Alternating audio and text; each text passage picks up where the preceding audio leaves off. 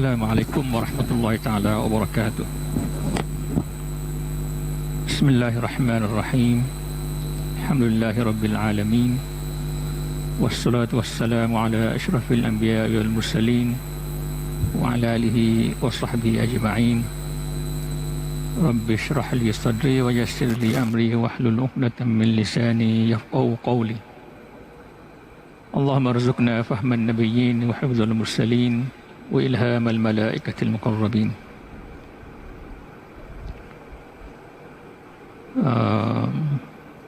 Muslimin, ahli jemaah yang dikasihi sekalian, alhamdulillah kita ambil masa sekejap sebelum solat Jumaat untuk berkongsi sikit sebanyak perkara yang berkait dengan agama kita. Mudah-mudahan ada manfaat untuk kita semua.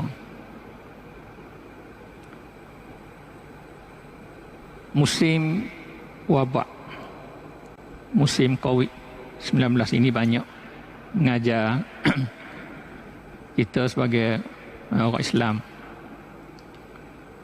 bukan sahaja di negara kita ini, tapi di seluruh dunia. Kita sebagai orang Islam, setiap perkara yang berlaku dalam hidup kita ini, sama ada perkara baik yang kita suka ataupun perkara yang kita tidak suka, semua itu memberi pengajaran kepada kita sebagai orang Islam.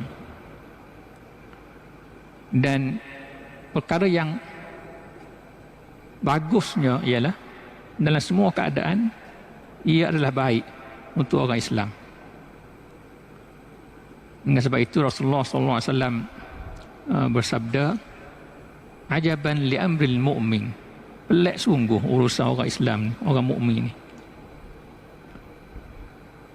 Inna amruhu kullahu khair, inna amruhu kullahu khair, urusan dia baik berlaku.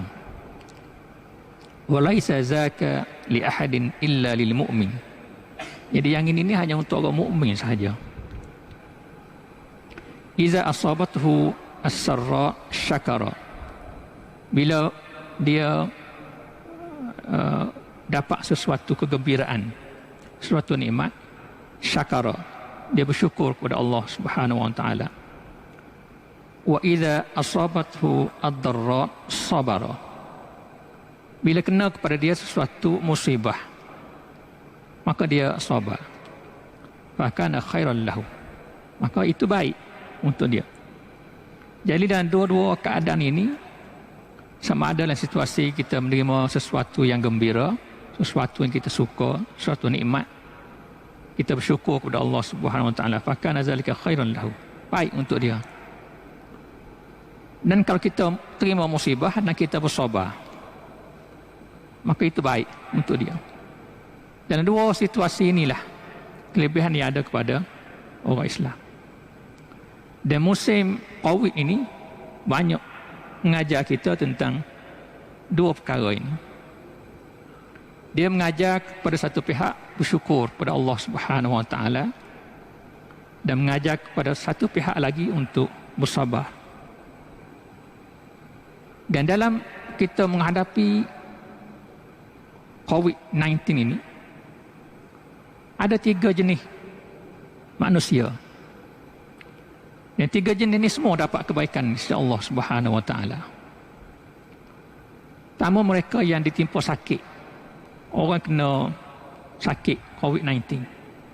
Yang terakhir ni, varian baru ni cukup hebat. Pagi tadi jiran saya meninggal, itu post COVID. Dan saya dua ni pun kita mungkin ramai jiran-jiran kita, kawan-kawan kita, anak beranak kita yang kena COVID. Jadi ada di kalangan kita yang kena COVID. Itu satu grup daripada kita yang menghadapinya. Ada satu grup lagi, dia tak kena COVID, tak pernah rasa positif COVID itu macam mana. bahkan mungkin tak pernah merasa di kuarantin sama ada close contact dan sebagainya. Itu kategori yang kedua. Ada satu kategori lagi, iaitu yang mati kerana COVID. Ketiga-tiga ini, yang tak kena COVID, yang kena COVID dan yang mati kena COVID, semuanya mendapat kelebihan di sisi Allah Subhanahu wa taala. Maka kerana itulah Nabi sebut dalam hadis, ajaban li amril mu'min inna amrahu kullahu khair. Pelik sungguh untuk urusan orang mukmin. Setiap benda itu semua dia baik bagi dia. Kita tengok satu-satu daripada 3 puak tadi. Kita teliti satu-satu 3 grup manusia yang kedudukannya di musim COVID ini. Pertama, manusia yang tak terkena dengan positif, tak pernah merasa positif, hanya baca nombor-nombor harian saja. Dan mungkin dia tak pernah tersepit, tak berada di situasi yang dia terkesan sangat dengan COVID. Financially teguh, family dia tak ada masalah, dan dia pun sihat, tak pernah kena. Anak beranak dia pun tak pernah kena COVID. Ini satu grup. Yang grup ini mereka mendapat kelebihan di sisi Allah Subhanahu wa taala apabila mereka ini menjadi mereka yang menyumbang kepada mengurangkan kesan atau impak COVID kepada saudara mara dia, kepada jiran-jiran dia, kepada kawan dia dan kepada orang Islam yang lain seluruhannya. Dan ini balik kepada apa yang disebut dalam Al-Quran, wa ta'awanu 'alal birri wat taqwa wa la ta'awanu 'alal ismi wal 'udwan. Bekerjasamalah dalam perkara yang albir wat taqwa, perkara kebajikan dan perkara takwa pada Allah Subhanahu wa taala. Mereka ini diberi peluang oleh Allah Subhanahu wa taala untuk menyumbang kepada golongan yang terkesan dengan yang COVID ini. Kita tahu datanya banyak yang kita baca setiap hari. Ramai pihak yang terkesan dalam berbagai bentuk. Ada terkesan dari segi emosinya. Emosi itu kerana stres dan sebagainya, sampai peringkat mental illness ni panggil, sakit mental kerana terkesan sangat. Ada orang yang terkesan kerana keuangan jatuh, kerja tak ada, kena buang kerja, syarikat tutup, gulung tikar dan sebagainya. Jadi yang tak terkesan, golongan yang pertama ni, yang tak terkesan dengan apa yang kita hadapi ini, mereka ini diberi peluang oleh Allah Subhanahu wa taala untuk menjadi manusia penyumbang, dan daripada kerana itu dia juga mendapat kebaikan isi Allah Subhanahu wa taala. Dengan sebab itu inna amruhu kullahu khair, semua keadaan baik untuk kita. Dan soal bantu orang ini perkara yang sangat asas dalam agama kita ini. Bila Tuhan sebut itu mabda' at-ta'awun, inilah asas kepada kerjasama antara setiap manusia yang dibina dalam agama kita ni. Sebab tu agama kita ni, dia setiap benda dia ada backup sistem yang cukup kuat. Bila berlaku sesuatu musibah, kita ambil dalam bab keuangan lah contoh, yang ramai orang terkesan. Dalam Islam dia ada backup dengan ada zakat yang boleh membantu golongan yang terkesan tadi digerakkan melalui zakat. Dan sekarang pun cukup hebat kita nampak institusi ini bergerak dengan begitu pantas, begitu baik saya kira.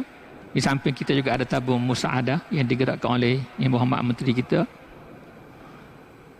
Di samping zakat, kita ada pula sistem sokongan kepada zakat. Zakat itu hak wajib. Ada sistem sokongan lain selain daripada zakat yang jadi asas kepada terbentuknya masyarakat kita ni. Kalau ada satu pihak yang jatuh, dia boleh bangun dengan sebab ada sistem sokongan yang baik. Kita ambil satu saja, benda yang cukup simple dalam agama kita ni, menolong jiran, memberi makan kepada jiran. Sehingga disebut dalam satu hadis, Rasulullah mengatakan, ya nisa al-mu'minat, ya nisa al-muslimat, wahai perempuan-perempuan muslimah, la tahkiranna jaratun li jaratiha walau firsina syatin. Wahai orang perempuan, hendaknya jangan ada di kalangan orang perempuan ni, dia merujuk orang perempuan sebab sifat orang perempuan ni macam tu, berasa inferiority complex, berasa inferior, berasa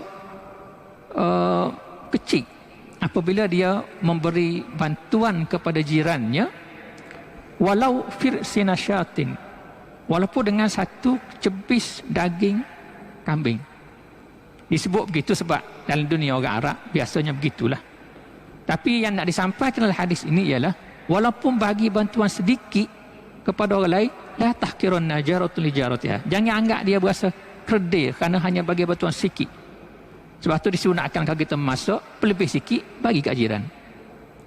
Kalau sistem sokongan itu jalan baik di sesuatu masyarakat, kita kata satu tempat, satu komuniti Muslim, satu komuniti masyarakat, ada 100 buah rumah, mungkin yang terkesan dengan keadaan itu hanya mungkin 10 buah rumah. Ada 80 buah rumah lagi, 90 buah rumah lagi. Kalau 90 buah rumah lagi dapat memberi firsana syatin tadi kepada 10 buah rumah tadi, 10 buah rumah terkesan sudah dapat hidup selesa sebagaimana 90 buah rumah yang lain. Ini benda basic dalam Islam. Jadi Tuhan bagi peluang itu kepada mereka yang tidak terkena dengan COVID, tak terkesan dengan COVID, bagi kelebihan itu untuk mereka membantu. Itu golongan yang pertama. Golongan yang kedua. Golongan yang kedua, golongan yang terkena dengan COVID ini. Dia mungkin dia kena sakit COVID. Mungkin dia terkesan dengan COVID. Tapi dia tidak sakit. Tapi dia diuji dengan kesan-kesan yang lain. Economically, financially, emotionally dan sebagainya. Tapi dia terkesan. Golongan yang kedua ini, mereka dianugerahkan dengan kelebihan di sisi Allah Subhanahu Wa Taala dengan juga ajaban li amril mu'min tadi. Iza asabathu ad-darra sabara. Bila kena kepada dia penyakit, satu musibah, dia bersabar. Fakana khairan lahu. Maka itu baik juga untuk dia.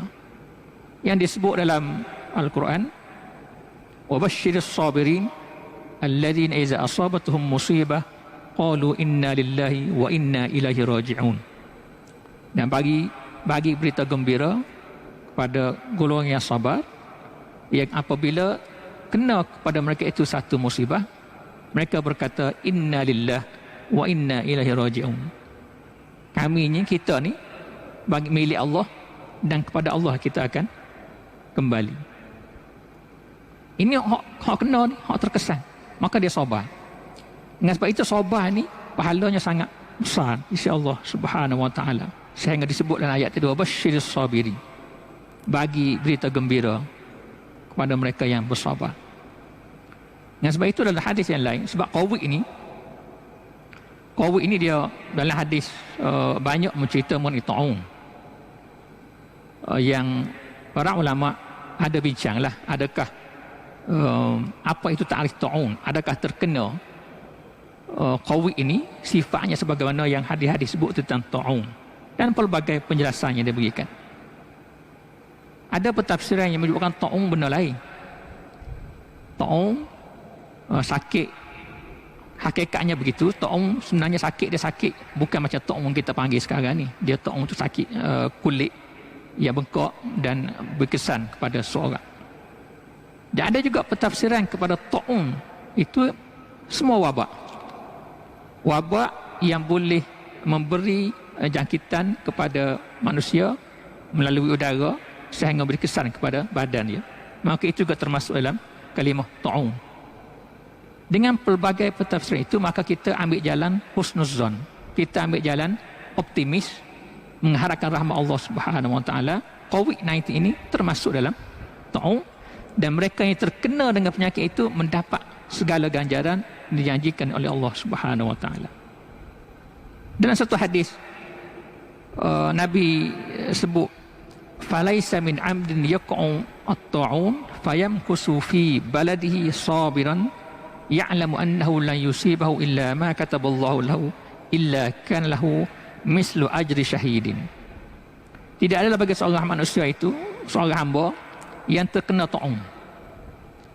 Fayamkusu fi baladihi sabiran, dan dia kekal duduk dalam negara dia itu dan negeri itu dalam keadaan sabar. Ya'lamu annahu lan yusibahu illa ma kataballahu lahu, dan dia sedar, dia tahu, dia faham semua itu mari daripada Allah Subhanahu wa taala. Illa kana lahu mislu ajri syahidin, maka dia sama dengan pahala orang mati syahid.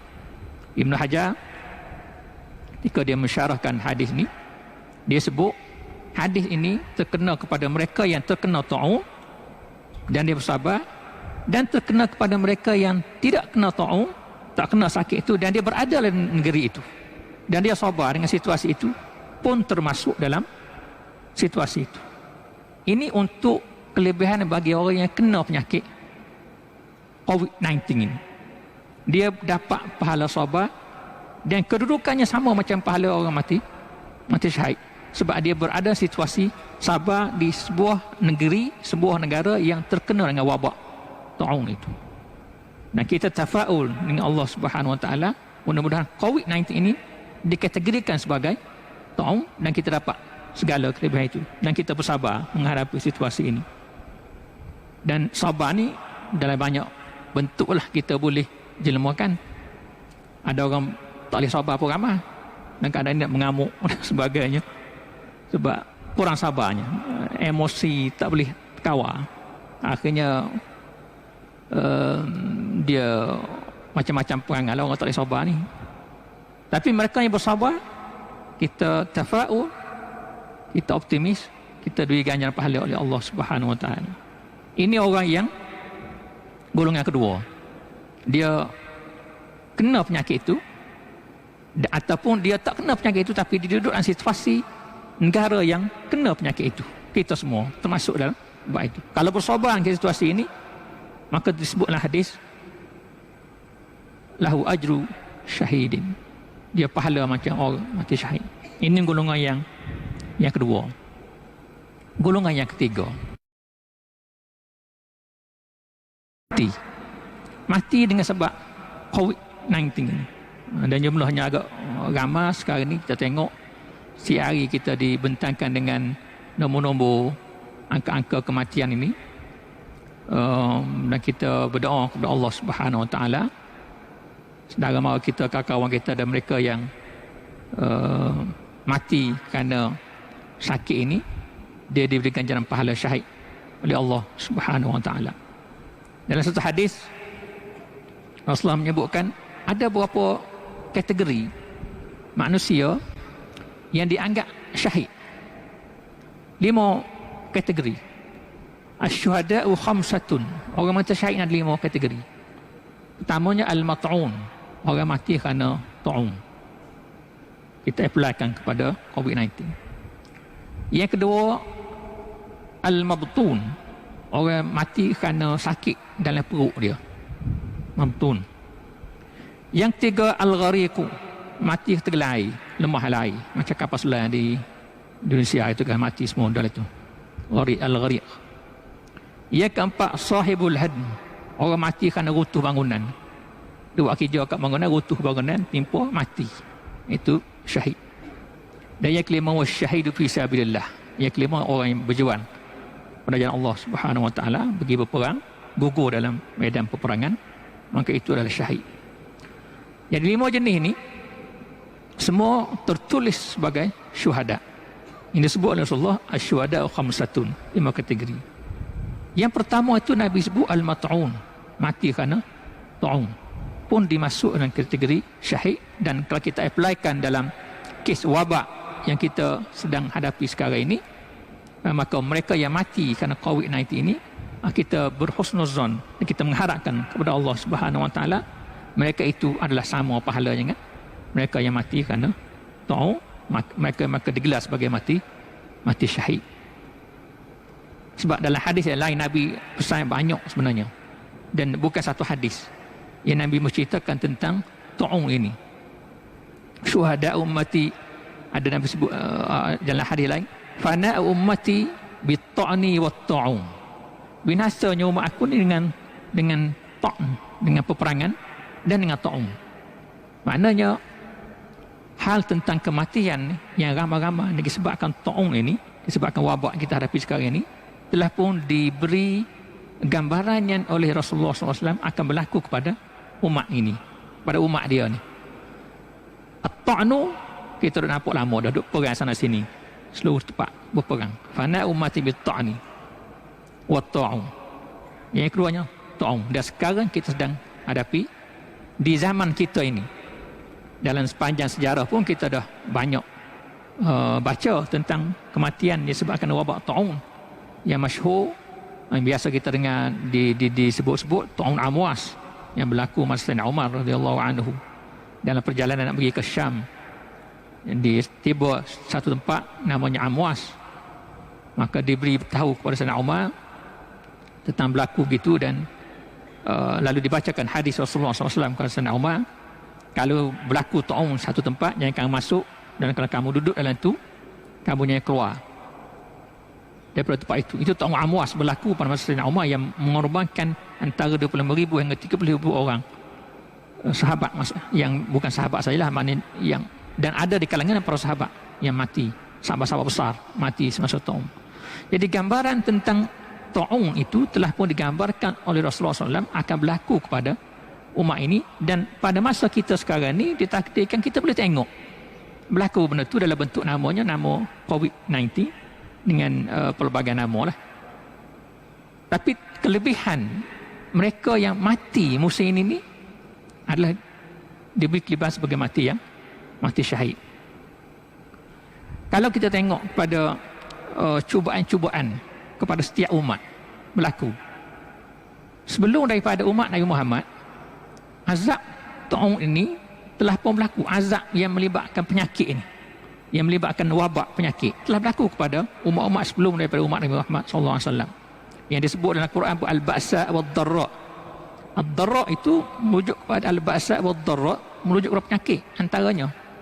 Jadi Allah Subhanahu Wa Taala menurunkan azab dalam bentuk penyakit pada umat-umat yang dahulu. Dan dalam kebanyakan ayat bila sebut tentang al-ba'sa, tentang ad-dharra, tentang azab atas dunia ni, Tuhan akan sebut tentang la'allahum yarji'un, mudah-mudahan mereka itu kembali kepada Allah Subhanahu Wa Taala. Kalau kita nak apply tentang ayat ni kepada apa yang berlaku masa kita sekarang ni, penting sekali kita kena tekankan tentang yarji'un tadi, kembali kepada Allah Subhanahu Wa Taala. Sebab kalau kita tak kembali kepada Allah, sebab tujuan diturunkan azab itu tujuannya la'allahum yarji'un. Tapi kalau kita tak sedar tentang begini, tentang perlunya kita kembali kepada Allah Subhanahu Wa Taala musim azab begini, musim wabak begini, maka kita hilang satu peluang untuk mendapat keredaan daripada Allah Subhanahu Wa Taala, sebab kita tak cara la'allahum yarji'un. La'allahum yarji'un ditafsirkan yatubun, mereka itu bertaubat kepada Allah Subhanahu Wa Taala.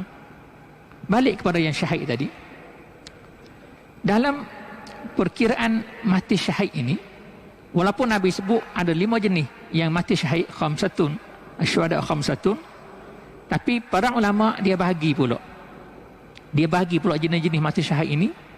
Ada yang syahid yang tergedikan sebagai syahid ad-dunya wal akhirah. Itu syahid yang melibatkan syahid fi sabilillah, orang pergi berperang dan dia gugur dalam peperangan, maka itu syahid ad-dunya wal akhirah, syahid dunia dan akhirat. Syahid dunia dan akhirat ini, maka dia ada hukum hakam dia. Hukum hakam dia tak perlu dimandikan dan tak perlu disembahyangkan jenazahnya. Itu syahid ad-dunya wal akhirah, dia tak perlu dimandikan. Maknanya bila pakai kebumi gitulah, tak boleh dimandikan sebab dia syahid ad-dunya wal akhirah. Ini untuk yang mati kerana berjuang pada Allah, mati di medan peperangan. Hak lain-lain lagi, al-mat'un, al-mabtun tadi, al-gharik, al-hadm, itu semua tu dia panggil syahid al-akhirah. Dia syahid di akhirat sahaja. Yang pertama tadi syahid di dunia dan akhirat. maka dia tak boleh dimandikan. Hak yang kedua ni, hak selain daripada itu, mati COVID ke, dia adalah syahid fil akhirah, syahid di akhirat. Dia bukan syahid ad-dunya wal akhirah.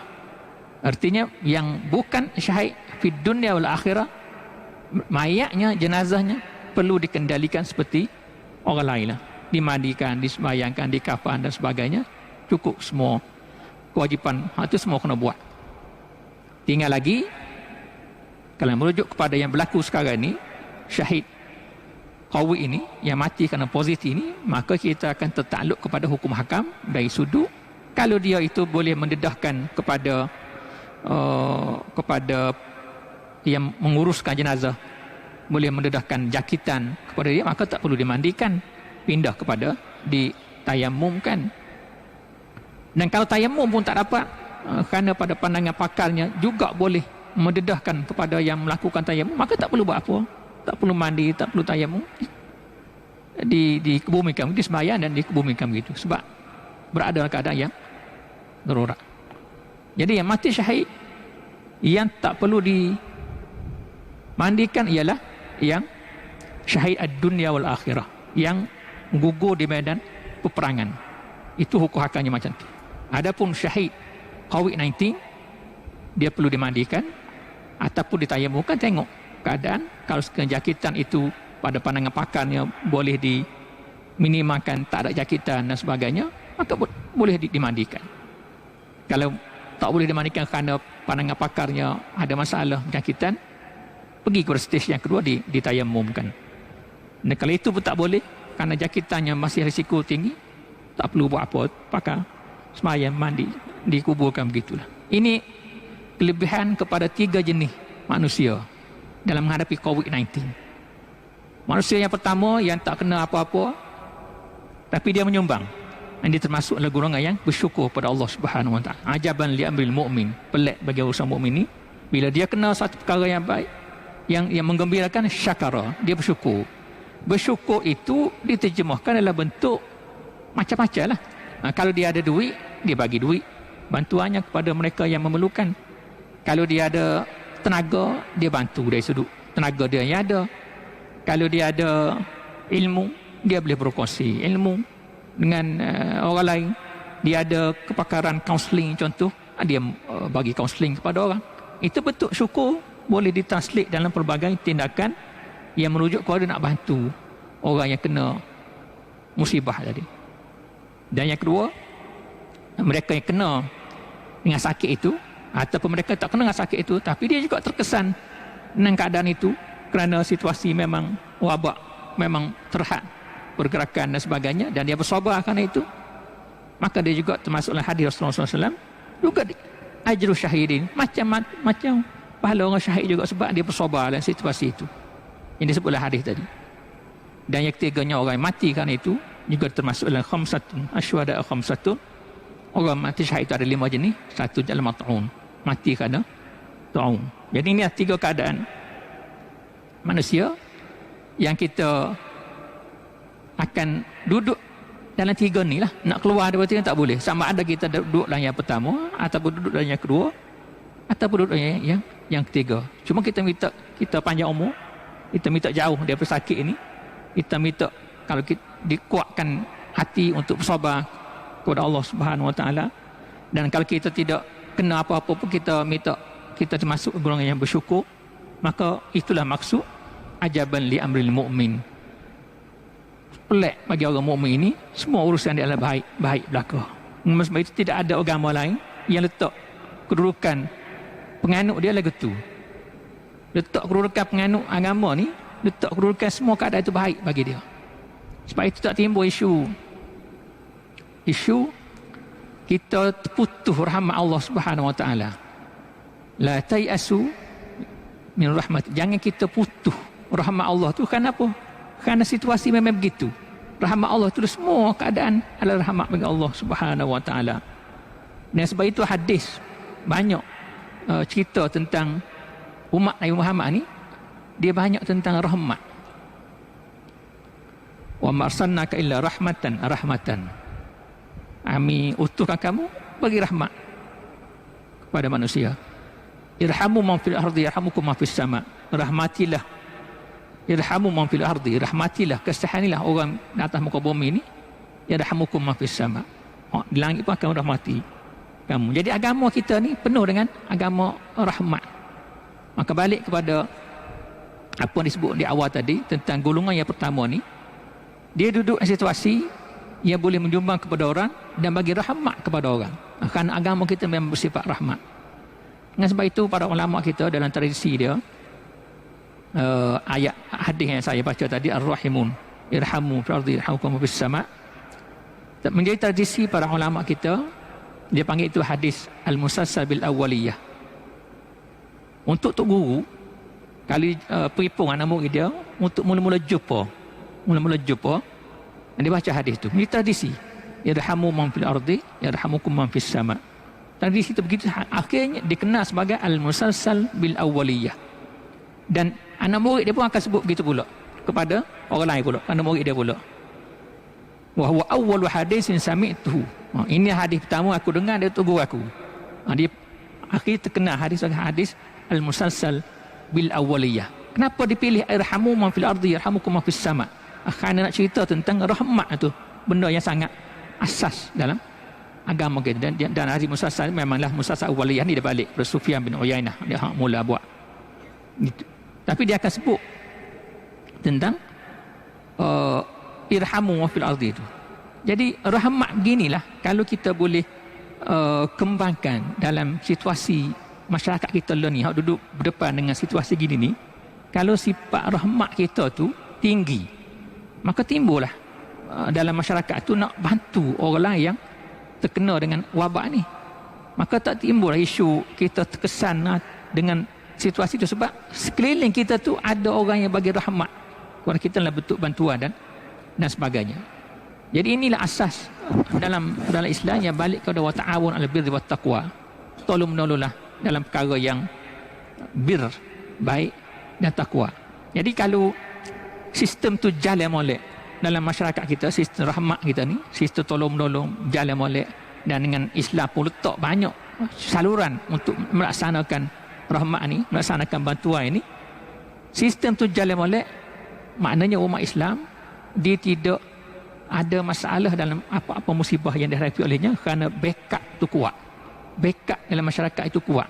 Backup daripada orang Islam sendiri kuat, dan backup daripada Islam itu sendiri pun sediakan banyak saluran.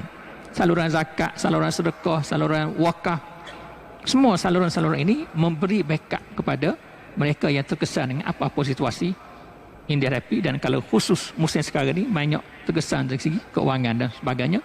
Dan bila terkesan keuangan, dia bawa pada kesan lain pula, rumah tangga dan sebagainya, hubungan anak-anak dan sebagainya, banyaklah kesan itu. Tapi kalau backup kita kuat, jalan molek, insya-Allah kita dapat menyusun masyarakat ini. Walaupun kita berada dalam keadaan wabak, tapi sistem kita kuat, padu dalam membantu pihak lain, kita boleh minimalkan impact, minimalkan apa-apa kesan yang musibah yang terima kepada saudara kita yang lain. Jadi inilah benda asas yang dibawa oleh agama kita ni dalam bab wabak ini. Banyak perkara yang boleh kita belajar di musim ini. Dan perkara pertama sekali yang tentang kita ni dalam semua keadaan ialah kita mendapat rahmat Allah Subhanahu Wa Taala, sama ada kita duduk dalam golongan sabar ataupun dalam golongan syukur. Maka balik semula sebagai penutup pada mukaddimah saya tadi, ajaban li amril mu'min, peliklah urusan orang mukmin ni. Sabar dan syukur semua baik untuk dia. Jadi saya rasa itulah yang dapat saya kongsikan dalam masa yang sekejap ini, sejak lagi kita azan. Mudah-mudahan ia menjadi peringatan untuk kita semua, dan mudah-mudahan wabak ini mengajar kita tentang perlunya kita mendekati kepada Allah Subhanahu Wa Taala, lebih dekatkan diri kepada Allah Subhanahu Wa Taala dengan sebab ujian ini. Dan ia juga mengajar kita ilmu baru dalam kita menguruskan hidup kita ini. Banyak benda baru kita belajar dalam semua bidang. Dalam ekonomi dia belajar bidang baru, ekonomi macam mana generate income untuk negara dan sebagainya. Dalam bidang undang-undang, ada macam-macam bidang undang-undang perlu dibuat bagi situasi nak tackle situasi COVID-19 ini. Banyak benda baru. dalam bidang agama sekalipun banyak benda baru kita belajar yang melibatkan hukum hakam. Mana pernah kita hadapi situasi nak pergi masjid tak boleh, pasti kita buat keluar fatwa. Mana pernah kita hadapi situasi semayang dalam penjarakan taba'u, penjarakan saf dan sebagainya. Jadi semua bidang kita belajar benda baru. Dalam pendidikan kita belajar benda baru melalui online dan sebagainya. Jadi di sebalik bala yang ada itu, maka ada perkara positif yang kita belajar. Rubba darratin nafi'ah. Banyak juga benda-benda mudarat ni boleh mempanggil sebenarnya kepada manusia ni. Setakat itulah yang dapat saya kongsikan. Wabillahi taufiq hidayah. Wassalamualaikum warahmatullahi wabarakatuh.